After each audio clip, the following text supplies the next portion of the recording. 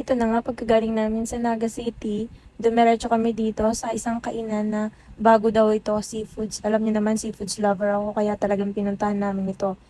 Kahit pagod na kami at pawis, diretso pa rin kami dito kasi hindi pa kami nagdi-dinner.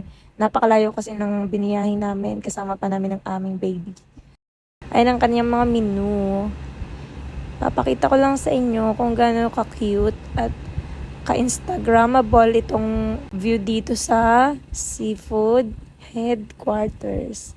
Ayan siya, may second floor siya. Tingnan natin, akit tayo. Napaka-comfortable dito kumain, tsaka parang nakaka-relax. Meron din pala yan sa labas na pwede kayong mag-jamming ng inyong mga friends.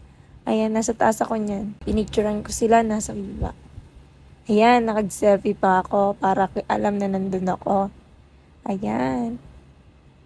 Masarap din ang pagkain nila. Kung gusto nyo matikman din ang seafood headquarters na to. Nasa San Nicolas lang to, Iriga City.